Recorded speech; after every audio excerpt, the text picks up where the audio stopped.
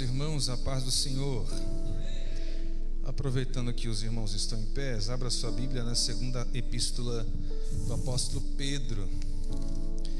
Nós já lemos juntamente com o pastor presidente, capítulo 3. Ele leu do versículo 8, nós vamos ler somente um versículo. Ele leu o versículo 18. Glória ao Senhor. Cadê o pedestal? Versículo 18, meu irmão, você achou o texto? Vamos fazer a leitura da palavra do Senhor.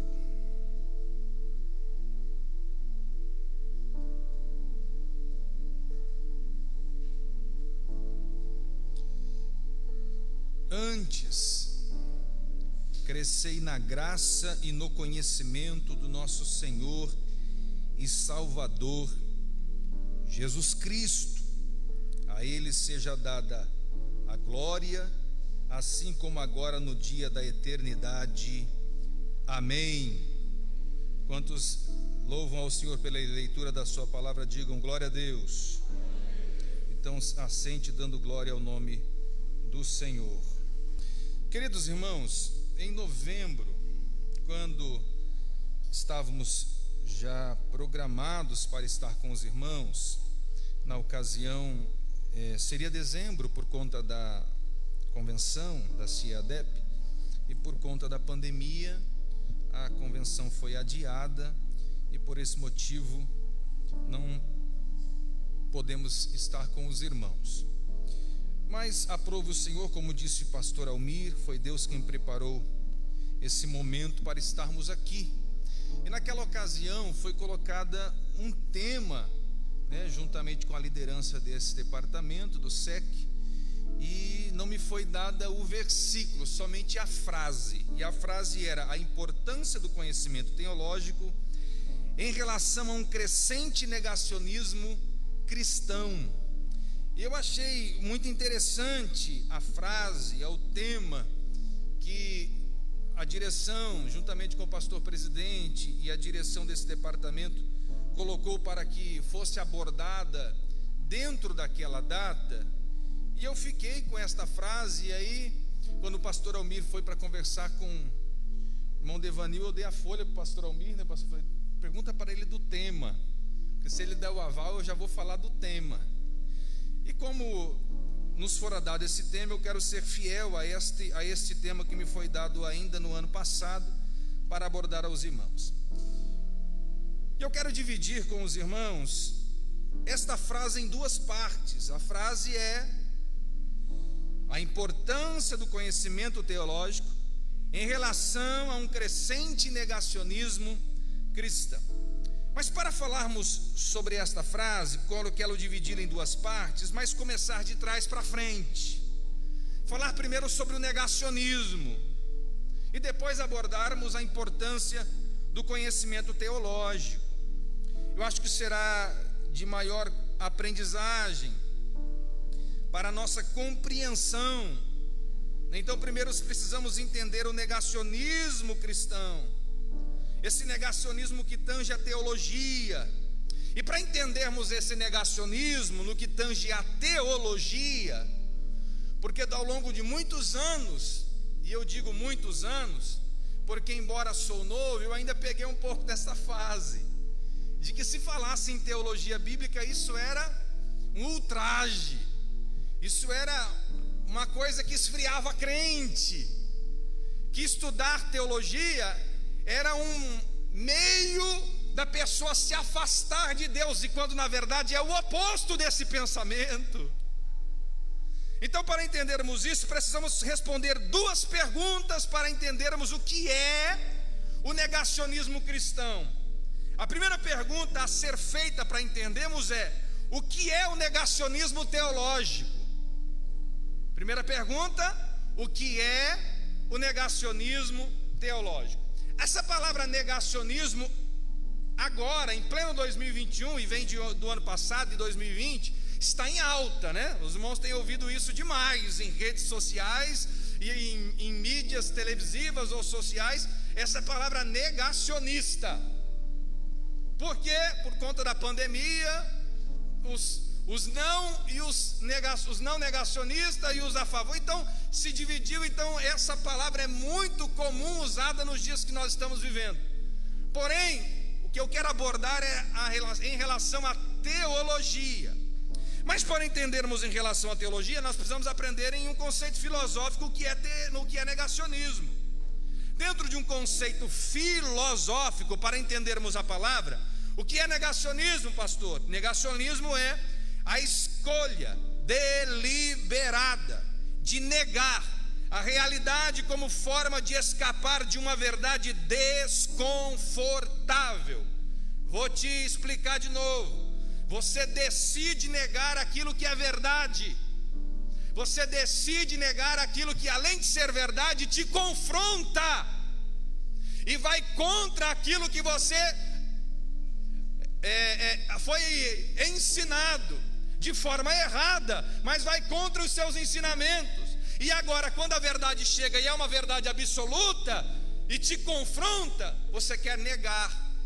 E você nega não por não conhecer a verdade, você decide não conhecê-la. Você decide que a verdade que você tem, ainda que errada, é a verdadeira. Então você nega, você é um negacionista. Então, dentro de um conceito filosófico, é a escolha deliberada de negar a realidade como forma de escapar de uma verdade desconfortável. Porém, eu disse que é dentro de um conceito filosófico, mas para o conceito teológico, que é o que nós estamos falando hoje, então o que é o negacionismo teológico? É negar que a teologia bíblica e sistemática é uma forma indiscutível de aproximar o homem a Deus. Enquanto lá atrás se dizia que teologia afasta o homem de Deus, na verdade a teologia aproxima o homem de Deus. Até porque a palavra teologia vem de uma junção de duas palavras gregas, teo e logia, Deus e estudo. Se você está estudando teologia, você está estudando um estudo que estuda sobre a pessoa de Deus. E não há, embora tenha sim, os que estudam teologia se afastam de Deus, claro que tem, mas a ideia central dela é aproximar o homem a Deus, é chegar perto de Deus, é conhecer a pessoa de Deus. Então, quando alguém crê que a teologia não pode, preste atenção no que eu vou dizer, quando alguém crê que a teologia não pode mudar em nada a vida dele em relação a Deus, este indivíduo está negando a eficácia que a teologia tem de levar o homem mais perto de Deus, se tornando um negacionista. Vou repetir: quando alguém crê que a teologia não pode mudar em nada a vida dele em relação a Deus, este indivíduo está negando a eficácia que o estudo teológico tem de levar o homem mais perto de Deus. Glorificado seja Deus pela tua vida, porque você entende o contrário. Quando você se escreveu, você sabe muito bem que a teologia pode te levar mais perto de Deus. Segunda pergunta, para entendermos o negacionismo teológico, nós fizemos a primeira: o que é o negacionismo? A segunda é: quem são os negacionistas? Pastor, se eu já sei o que é, fica mais fácil de entender quem são. Mas quem são? Primeiro, os que não estudam. Os que não estudam teologia. Eu vou repetir e grave o que eu vou dizer, para você não pensar que eu estou falando alguma inverdade. Os que não estudam teologia, primeiro, e preste atenção no que eu vou dizer agora, e nem se envolvem em nenhum trabalho desenvolvido pela igreja relacionado a esse tema. Vou repetir: não é só teologia. Quem não se envolve em nenhum trabalho da igreja que ela desenvolve nesse tema. Pastor, quais os trabalhos que a igreja desenvolve nesse tema? São dois. Quais? EBD e culto de ensino. Escola Bíblica Dominical é um curso teológico. Culto de ensino é um curso teológico. Quem não se envolve nesses departamentos ou nesses trabalhos desenvolvidos pela igreja é um negacionista. E por quê? Porque ele não estuda. E a primeira razão de se tornar um negacionista é não estudando a teologia, não estudando a palavra, não se aproximando de Deus através do estudo sistemático da palavra do Senhor. Escola Bíblica Dominical é um curso intensivo teológico. Cada um desses três, tanto o curso teológico, quanto a EBD, quanto o culto de ensino, seja ele na terça, ou seja ele qualquer dia for, porque na minha visão, minha concepção, todo culto é culto de ensino. Todo culto, seja ele culto da família no domingo, seja ele na terça, seja ele no sábado, seja ele no culto de jovem, todo culto é culto de ensino. Porque eu sempre digo isso, pastor pastor Almir já está cansado de me ouvir. Nós temos uma falsa ideia errada, uma falsa ideia de desassociar o sermão do conteúdo, e achamos, vou repetir, que performance de pregador é pregação. Você pega um estudo como esse aqui, dá para um Marco Feliciano da vida, ele termina o estudo e você diz, ele pregou, mas como é o Alexandre que está só falando, sem gritar e sem falar para você profetizar para o teu irmão, aí você diz, o irmão deu um estudo bem legal, mas é o mesmo ensino, é o mesmo estudo. Aí você avalia a performance do pregador e acha que a performance dá à pregação o cunho de ser pregação ou de ser ensino. Meu irmão, performance de pregador não é pregação. Performance de pregador é só performance. Pregação é o conteúdo aplicado. Ele pode ter falado a mensagem inteira, mas se ele falou o que a Bíblia diz, é uma pregação. Paulo nunca desassociou pregação de ensino. Quando ele escreve a Timóteo na segunda carta, capítulo 4, versículo 2, ele começa dizendo pregue, e ele termina dizendo doutrine. Pregue a tempo e fora de tempo, redargue, ensine e corrige com toda a longanimidade e doutrina. Paulo nunca desassociou pregação de ensino. Por quê? Porque todo bom pregador prega enquanto ensina e ensina enquanto prega. Ele tem a preocupação de levar o povo ao conhecimento da palavra. Ele não tem a preocupação de levar o povo ao glória, ele tem a preocupação de levar o povo ao conhecimento da palavra de Deus. Quem são os negacionistas? Primeiro, os que estudam. Segundo, os que estudam, mas não praticam. Até estuda, irmão. É frequentador de igreja, frequentador de departamento da igreja, frequentador de EBD, frequentador de curso de ensino, frequentador de curso teológico, mas não pratica. Paulo falou sobre eles. Sabe como Paulo falou sobre eles? Tito 1,16: confessam que conhecem a Jesus, mas negam com as suas negacionistas. Confessam que conhecem a Jesus, mas negam com as suas obras. As obras deles revelam que ele não pratica. E se ele estuda e não pratica, ele é um negacionista. E o pior dos dois. Por quê? Porque enquanto o outro não estuda, ele deliberadamente decidiu não fazer. Esse outro deliberadamente decidiu enganar os outros e a ele. Ele é um negacionista. Paulo também fala sobre eles, e a gente sempre fala, eu e o pastor Almir sempre fala sobre isso, esse versículo. Paulo também fala sobre eles em 2 Timóteo capítulo 3, versículo 5: tendo aparência de piedade, mas negando a sua eficácia. Tem aparência.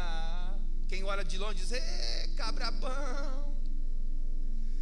Quem vê pregando e falando de Bíblia, esse cara é bom. Mas quem conhece no oculto sabe que não é. Quem conhece por trás das cortinas sabe que não é tudo aquilo que diz ser. Sabe que nega a eficácia da piedade, nega a eficácia do conhecimento, nega a eficácia do poder de Deus através das suas obras. Só tem aparência, mas nega tudo através das suas próprias obras. Vimos então aí o negacionismo teológico. Mas a primeira parte da frase é: a importância do conhecimento teológico. Isto posto, passaremos a abordar então a primeira sentença, da frase, a importância do conhecimento teológico para o cristão. Cirurgicamente, eu louvei a Deus pela vida do pastor Reginaldo, que fez a leitura, e eu disse no carro para o pastor Almir: pastor, eu vou falar sobre segunda epístola de Pedro. Disse ou não disse, pastor? Falei: eu sou expositivo, irmão, eu sou extremamente expositivo, eu gosto do texto, então eu pego o livro. Eu dificilmente passeio na Bíblia, eu gosto do livro. Eu sou expositivo, eu gosto da exposição do texto, porque eu acredito que é mais aproveitada o tempo falando do texto do que passeando pela Bíblia Sagrada. E eu disse: vou falar sobre a segunda epístola de Pedro, e cirurgicamente, porque não me fora dado o versículo, somente a frase, cirurgicamente escolhi a carta. Pastor, se eu ler um versículo, não, você vai entender que eu não escolhi o versículo, eu escolhi a carta. E por que a carta? Você vai entender. Lembrando, escolhi a segunda carta, mas lembrando que a primeira carta, a primeira missiva, a primeira epístola de Pedro foi escrita com o objetivo de encorajar os irmãos e fortalecê-los com relação à tribulação, à perseguição e o sofrimento. Vou repetir: o objetivo da primeira epístola de Pedro é encorajar os irmãos que estavam dispersos, e essa carta passeou pelas igrejas, nas mãos dos líderes das igrejas, para que eles pudessem ler e levar o conhecimento aos seus liderados. Mas Pedro escreveu a líderes de todas as igrejas, por isso a carta é uma epístola geral. Ela encoraja os irmãos, fortalece os irmãos com relação à tribulação, à perseguição e o sofrimento que eles estavam sofrendo, por isso vivendo uma diáspora. Mas a segunda epístola foi escrita para ajudá-los a combater os falsos ensinos e as heresias que se espalhavam na igreja. A ameaça das heresias gnósticas daquele tempo. Preste atenção no que vou dizer. Ao escrever a segunda epístola em provavelmente 67 depois de Cristo, visto que Pedro provavelmente morreu em 68, e a segunda epístola é muito próximo da sua morte, porque ele mesmo diz assim, que eu estou prestes à partida deste tabernáculo, ou seja, eu já estou prestes de deixar esse corpo, estou pronto para morrer. E ele diz: e o Senhor já me revelou isso. Então é muito próximo da sua morte. Pedro entende que a maior ameaça ao povo de Deus é o falso ensino. Vou repetir: a maior ameaça ao povo de Deus e eu vou dizer uma frase e grave, por favor, nas tábuas do seu coração. E o problema de não se estudar e de não se ler é que você tem que acreditar em tudo que você ouve. Esse é o problema de não ler. Esse é o problema de não estudar. Quem não estuda, ele acredita em tudo que ouve. Aí tudo que quem fala para ele é verdade. É verdade. Ele está certo, está nada. Está só colocando heresia no seu coração. Besterol, pirotecnia religiosa, malabarismos teológicos que não tem fundamento bíblico. Então a primeira carta, preste atenção, a primeira carta trata do perigo fora da igreja, as perseguições, enquanto a segunda carta trata do perigo dentro da igreja, o falso ensino. A primeira fala do perigo fora, o perigo fora é a perseguição. A segunda fala do perigo dentro, o perigo é o falso ensino. O falso ensino. Então, se você fizer uma síntese bem resumida da segunda carta, você diria: é o conhecimento completo de Cristo, o conhecimento completo de Cristo é uma fortaleza contra a falsa doutrina e contra a vida imoral. Diante desta breve introdução da segunda epístola, vamos responder a pergunta: qual a importância do conhecimento teológico? É uma pergunta que precisa ser respondida. Qual a importância do conhecimento teológico? Primeira importância, e tudo dentro dessa carta. As respostas estão na carta. Por isso eu disse que eu gosto da exposição do texto. Qual a primeira resposta? Para crescermos espiritualmente. 2 Pedro 5:11. Aliás, no primeiro capítulo 5:11, Pedro diz: e vós também, pondo nisso mesmo toda a diligência, acrescentai à vossa fé a virtude a ciência, a ciência a temperança a paciência, a paciência a piedade a fraternidade, a fraternidade o amor, porque se em vós houver, preste atenção nisso aqui, Pedro não diz que tem, ele está dizendo se em vós houver, e aumentarem estas coisas, não vos deixarão ociosos nem estéreis no conhecimento do nosso Senhor Jesus Cristo. Para aquele em que não há estas coisas pois aquele em que não há estas coisas é cego, nada havendo ao longe, havendo-se esquecido da purificação dos seus antigos pecados. Portanto, irmãos, procurai fazer cada vez mais firme a vossa vocação e eleição, porque fazendo isso nunca, jamais, eu gosto disso aqui, porque Pedro é redundante na expressão que ele quer dar. O nunca já não precisava do jamais. Ele, se dissesse jamais, não precisava do nunca, mas ele diz: nunca jamais tropeçareis. Quem não tropeça? Quem cumpre o que ele acabou de dizer. Porque assim vos será amplamente concedida a entrada no reino eterno do nosso Senhor e Salvador Jesus Cristo. O que Pedro está dizendo? Para você entender, Pedro está falando de um crescimento, de uma evolução espiritual. Perceba que ele fala: associai a fé a virtude, associar a virtude o conhecimento, associar o conhecimento a temperança, até porque conhecimento sem temperança é arrogância, viu, irmão? Conhecimento sem temperança é arrogância. O cara fica rotando arrogância para todo lado. Eu sei, sabe de tudo.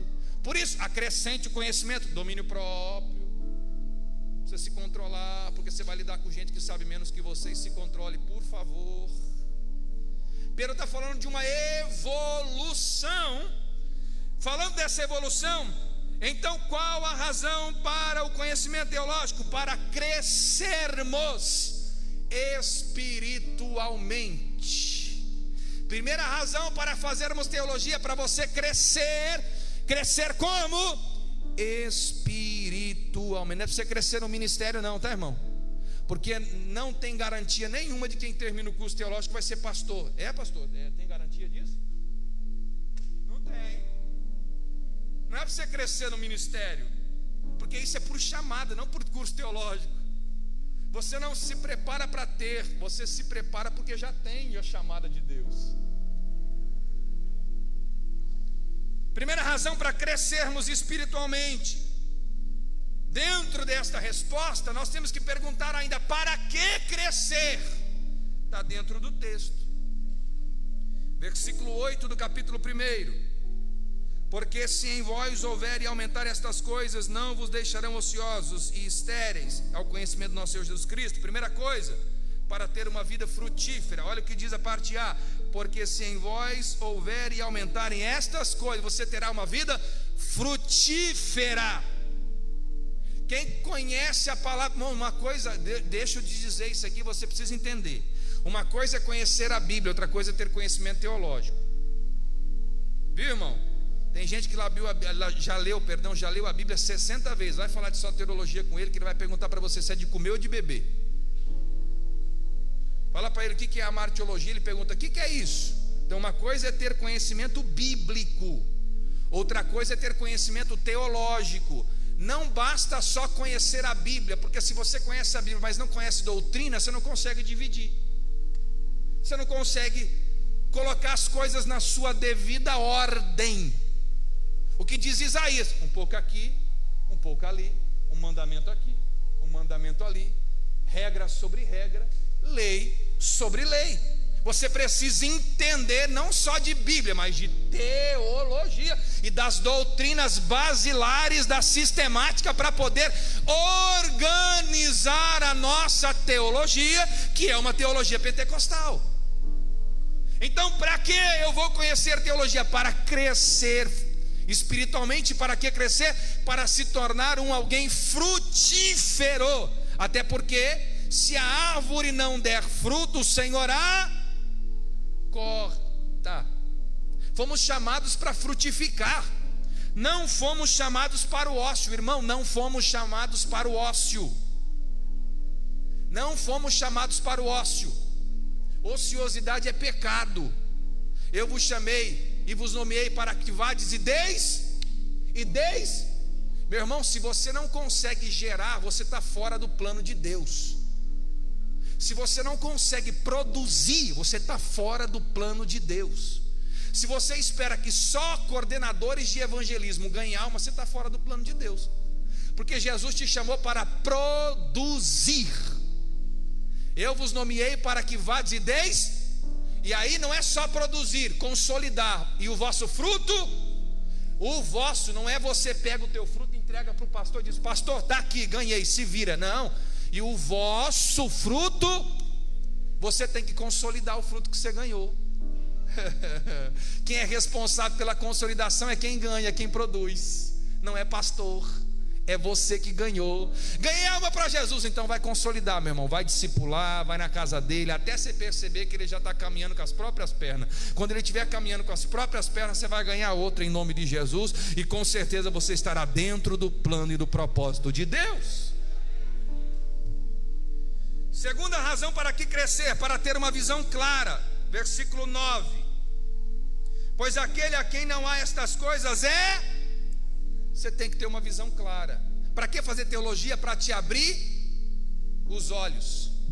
Você vai ter uma visão clara das coisas, não ficará preso. Você começa a entender o mundo e ter uma cosmovisão de mundo bíblica.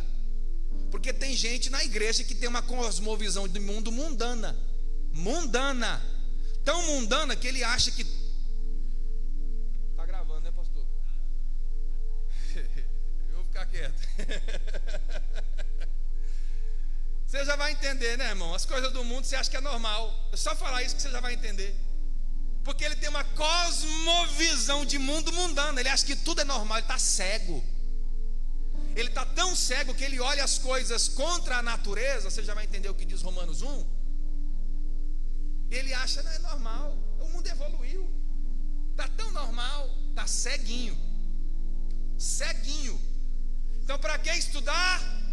Para crescer. Para que crescer? Para ter uma visão ampla, não ser cego, para que o Senhor desnude os seus olhos. E como disse o salmista, para que eu veja as maravilhas da sua lei. Bendito seja o nome do Senhor. Terceiro, para que crescer? Para ter uma segurança inabalável. Versículo 10 e 11 diz assim: portanto, irmãos, procurai fazer cada vez mais firme a vossa vocação e eleição, porque fazendo isso nunca jamais tropeçareis, porque assim vos será amplamente concedida a entrada no reino eterno de nosso Senhor Jesus Cristo. Você tem uma segurança da sua salvação. Aleluia. Você tem segurança da sua salvação. Quanto mais você estuda, você vê o seu comportamento e sabe que o sacrifício de Jesus foi para te salvar. E você crê no sacrifício de Jesus e diz: louvado seja o Senhor que me remiu, me resgatou das trevas e me transportou para o reino do Filho do seu amor. E você glorifica o Senhor, porque hoje você faz parte do grupo dos salvos, da igreja eleita, remida, lavada pelo sangue do Cordeiro. Aleluia. Segunda resposta, porque qual a razão do conhecimento teológico? Segunda, está no próprio epístola: para combater os falsos ensinos. Nunca, olha que Pedro já vivia esse tempo, mas hoje, irmão, está demais. heresia sobre heresia. Ouvimos com muita frequência que a doutrina, quando eu digo doutrina, não estou falando de costume, estou falando de ensino da palavra de Deus, que a doutrina, ou seja, que o ensino da palavra não é importante, porque cristianismo, você já ouviu isso? Porque cristianismo é relacionamento. Já ouviu isso? Não, cristianismo é relacionamento. Uma frase que tirada de seu contexto. Não, é relacionamento. E o estudo? Não, é só relacionamento. E a ortodoxia? É só relacionamento. E a ortopraxia? É só relacionamento. Meu filho, cristianismo é relacionamento e estudo da palavra de Deus, até porque ninguém se relaciona só com oração, se relaciona através do estudo da palavra do Senhor. E por quê? Como é que você vai conhecer uma pessoa que, se o único livro que fala dela você rejeita? Por mais lindos que sejam os livros devocionais que você tenha na sua casa, eles não são canônicos. E por mais que eles falem de Deus, eles falam de Deus baseados em quê? O que você rejeita, que é a palavra. Se eles falam de Deus baseados nesse livro, por que você não vai nele, que é melhor do que você pegar ele? Se os livros de um grande autor devocional aí, né, chamado Max Lucado, que você lê, não estou dizendo contra não, tem muito livro dele bom, mas as pessoas acham que Max Lucado é mais importante que a Bíblia, que João Calvino é mais importante que Jesus. Eu digo assim, meu irmão, meu primeiro JC é mais importante que o teu. Eu falo, o primeiro JC morreu por mim, o segundo não. Os caras falam de João Calvino como se João Calvino tivesse morrido na cruz. Meu filho, o primeiro JC, quem é o primeiro JC? Jesus Cristo, ele morreu por mim. O primeiro JC é mais importante que o segundo, meu irmão. Fique com o que ele disse. Como combater? Hoje há uma grande indiferença em relação à doutrina, por que não dizer hostilidade? As pessoas estão hostis ao estudo da palavra. R.C. Sproul diz que a maior ameaça do povo de Deus no Antigo Testamento não foram os exércitos filisteus, assírios ou amalequitas, mas os falsos profetas dentro dos seus portões. E temos essas ameaças, preste atenção nisso, e temos essas ameaças dentro dos nossos portões evangélicos. E quando eu digo evangélico, eu não estou falando de Assembleia de Deus, não estou dizendo dentro da Assembleia de Deus, até porque eu digo dentro do nosso segmento evangélico. E por que dentro do nosso segmento? Porque com o advento da internet e do smartphone, você recebe no seu celular as heresias. O cara não precisa vir no púlpito pregar, ele não precisa frequentar a tua casa, você recebe no teu celular. Por quê? Porque eles patrocinam o vídeo cheio de heresia. E como a rede social, você está lá, que você é evangélico, chega para você ouvir. E são tão nefastos que eles te prometem liberdade. Está aqui, Pedro está dizendo que esses camaradas prometiam liberdade. Pedro diz assim, ó, eles prometem liberdade. A primeira coisa que esses camaradas querem te prometer, liberdade. Sai daí, vem ser livre aqui. Você está preso aí, vem ser livre aqui. Eles te prometem liberdade, mas na verdade vai para outra cadeia. Aliás, para a cadeia. Eles te prometem liberdade, mas sabe quem está preso? Eles.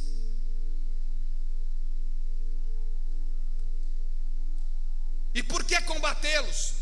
Primeiro, porque são promotores de falsos ensinos. 2 Pedro 2:1. E também houve entre o povo falsos profetas, como entre vós haverá também falsos doutores, que introduzirão encobertamente. Perceba o que Pedro está dizendo, encobertamente, você nem percebe.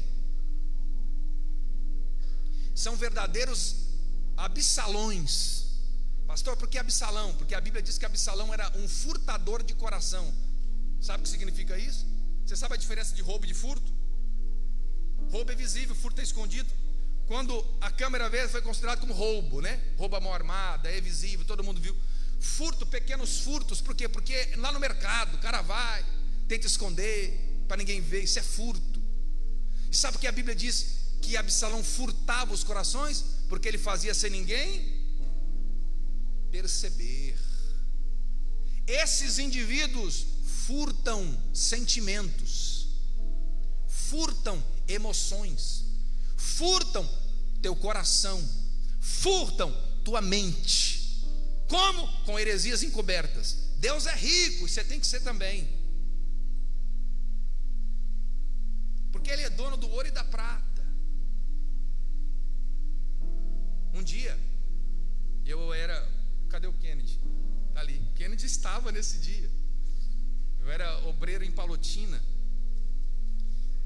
Fui auxiliar do pastor Claudemir, pai do Kennedy. Pastor Claudemir é pastor presidente em Perobal. Tenho o maior apreço por ele. E conheço o pastor Claudemir não queria que o irmão fosse, mas alguém ligou para o pastor dizendo: pastor, vou levar alguém aí para pregar. O pastor Claudemir, muito prudente, não conhecia o indivíduo, deu para ele só 15 minutos, que não era costume do pastor Claudemir, mas como ele não conhecia, eu vou só dar 15. Se ele for bom, eu vou ver aqui com 15, no outro dia eu chamo de novo. Mas heresia sobre heresia. Pregou sobre a menina que não chamava Talita, tá, irmão? Mas segundo ele chamava Talita. Quem é a Talita Cume? Levanta-te, menina. Mas segundo ele chamava Talita. Aí ele pregou sobre esse caso. Aí me diz uma mistura com quando em Apocalipse fala da chaves da morte e do inferno. Só que Jesus nunca disse que perdeu. Meu irmão, Jesus nunca disse que perdeu. Isso é uma heresia do tamanho do mundo. Tem algum pedagogo aqui? Pedagogo, formado em letras, da aula de pedagogia, da aula de letra. Eu tenho, verbo ter, conjugado tenho, é gerúndio. Sempre teve, nunca perdi. Se você acreditar nesse besterol de que Jesus de que Deus um dia perdeu as chaves da morte e do inferno, ou seja, em um dado momento da história, Deus não tinha controle sobre todas as coisas. E Ele, desde a fundação de todas as coisas, ou desde que Ele, entre aspas, vou repetir pela terceira vez, entre aspas, existe, controla todas as coisas. Ele nunca perdeu. E Ele dizendo que foi buscar, e aí Ele fez a aplicação assim: e hoje Deus vai te dar a chave da morte do inferno. Ué, mas não foi buscar ainda, vai dar para crente? Aí eu terminei o culto, um indivíduo que nós conhecemos, eu e o Monqueno, chegou em mim e disse: nunca vi, eu era professor da escola dominical, nunca vi na escola dominical, e muito menos do curso teológico. Disse do meu lado: que culto, que palavra. Irmão, mas veio aqui, ó. Veio aqui. Eu falei: volta, porque eu vou arrumar briga aqui. Veio aqui para falar: mas você não frequenta culto de doutrina, como é que você vai saber se vai avaliar? Por isso que quando alguém vem falar para mim, prega muito, eu vejo para quem fala. O nível teológico de quem fala é baixo, então eu sei que qualquer coisa que aquele que pregar, partindo daquele que falou, é muito.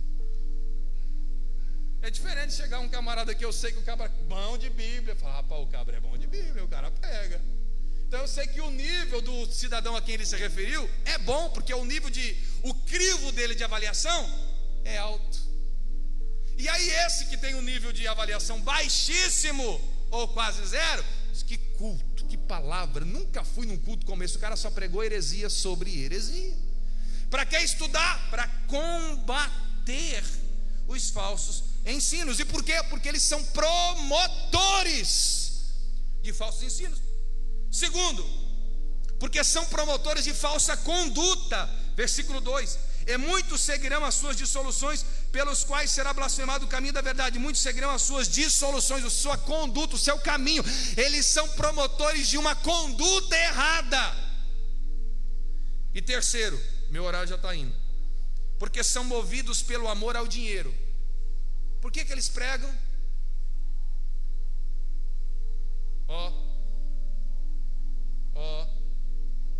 E aí eu, com todo respeito à liderança, a gente acaba criando esse tipo de gente.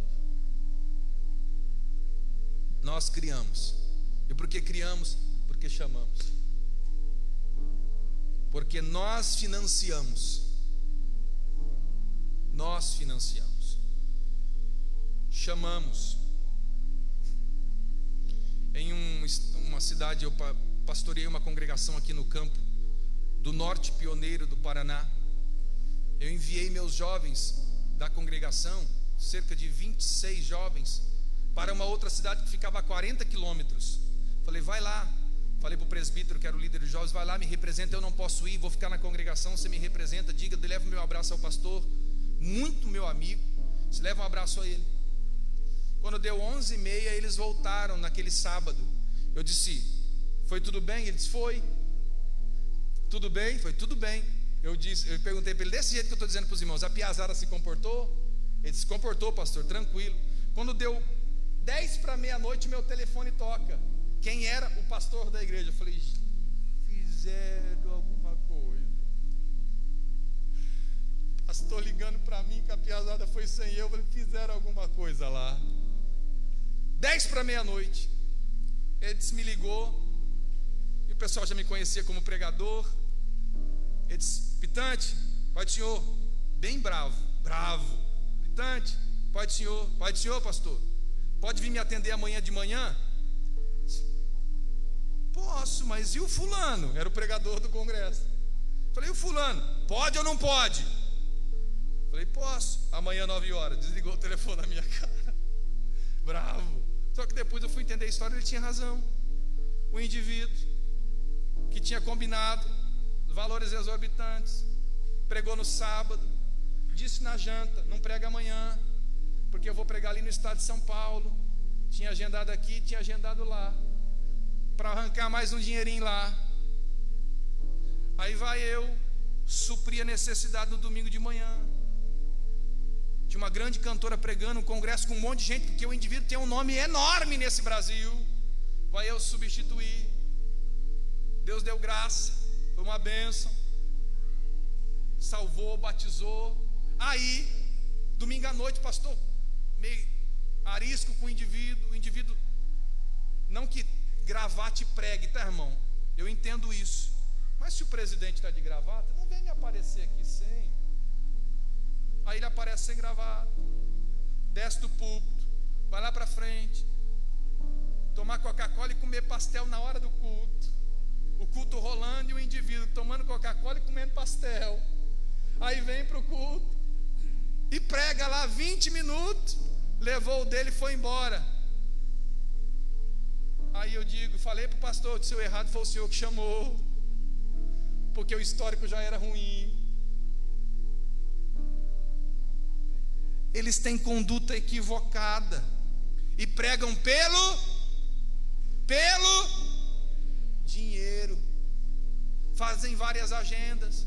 Quem der mais eles vão, e nos outros que não vão, eles vão colocando pessoas para que possam dar para ele uma parte daquilo que eles combinaram.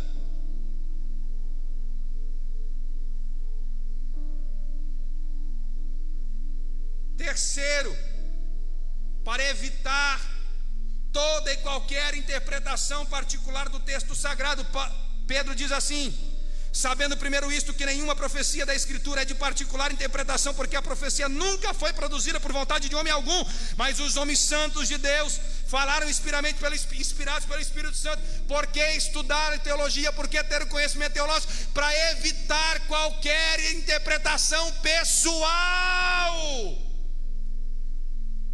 para que você não interprete, ou quem quer que seja interprete de sua forma deliberada, pessoal, de cunho pessoal, para sua própria satisfação. Ele interpreta do jeito que ele quer, para lhe satisfazer. Ou você não sabe que os homossexuais usam o texto de Jonatas e Davi para falar que a homossexualidade está na Bíblia? Interpretação equivocada, mas usam.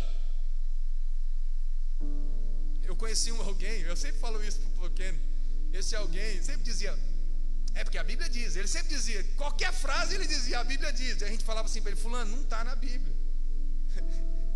Mas sabe o que ele dizia, pastor? Então pode pôr que é bom. É porque a Bíblia diz que quem não vem pelo amor vem pela dor. Não diz na Bíblia, tá, irmão? Porque a Bíblia diz que não cairá uma folha da árvore se Deus não quiser. embora seja uma máxima verdadeira, não está na Bíblia. A gente fica colocando, porque tudo está na Bíblia, irmão. Leia, para não ter uma interpretação equivocada. Vou encerrar por último.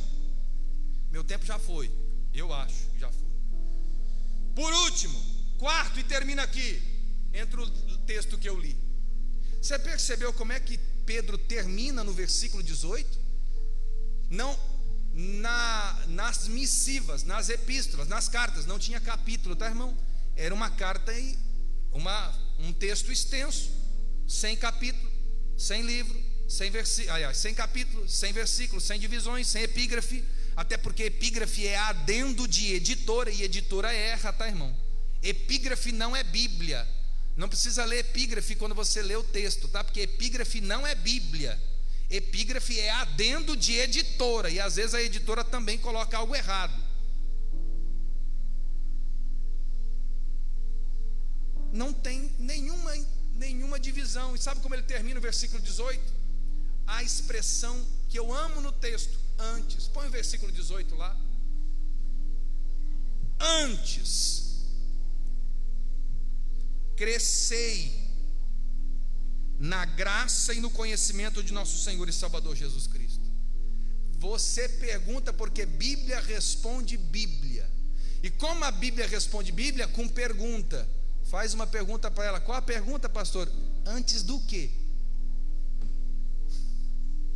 Por que Pedro escreve antes? Ele escreve todos os assuntos. Ele aborda tudo quanto é assunto em relação a conhecimento, para combater falsos ensinos. Aí ele diz assim: antes de tudo, crescei, rebanda calassúria. Crescei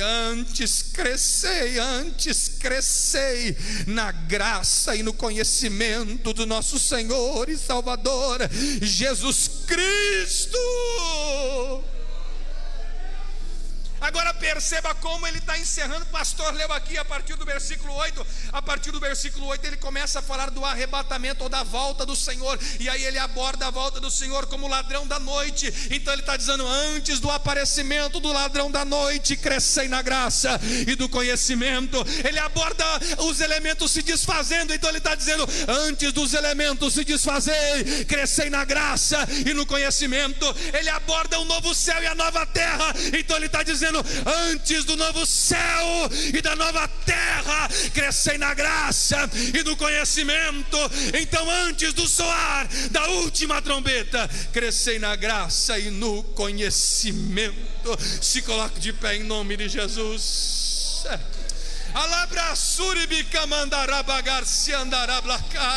Antes do arrebatamento da igreja, você precisa crescer na graça e no conhecimento do Senhor. Antes do tribunal de Cristo, você precisa crescer na graça e no conhecimento do Senhor. Por quê? Porque só subirá os que cresceram na graça e no conhecimento do Senhor. E eu termino dizendo: existem duas palavras que fazem parte da vida. Quais as palavras que fazem parte da vida? Nascer e crescer. Todo aquele que nasce, ele cresce. Todo que nasce, cresce. E se você passou pelo novo nascimento, eis que aquele que está em Cristo, nova criatura, aí as coisas velhas já passaram, eis que tudo se fez novo, novo nascimento. Você então precisa. A inércia é o maior sinal da morte. No mundo espiritual, a falta de crescimento é o maior sinal da morte espiritual. Quem não cresce está. Quem não cresce está. Quem não cresce está. Então você precisa crescer não só na graça e nem só no conhecimento, mas você precisa crescer na graça e no conhecimento. Por quê? Porque Jesus voltará para levar os que cresceram na graça e no conhecimento da palavra do Senhor. Quem crê nisso, levante a mão para glorificar o nome de Jesus. Posso orar, pastor? Curve a sua cabeça, quero orar com você, ou abençoar a sua vida. E que você seja um profundo estudante da palavra de Deus. E digo e grave isso: teologia é o único estudo que não tem fim, tá, irmão? Então você nunca se forma. Você só recebe um certificado, mas nunca para de estudar. Por que, pastor? Porque não é estudo de Deus? Teologia, estudo de Deus? Te pergunto, Deus tem fim? Deus tem fim? Então você nunca vai poder parar de estudar, porque enquanto você estudar teologia, enquanto você estudar Deus, você vai ter que continuar estudando.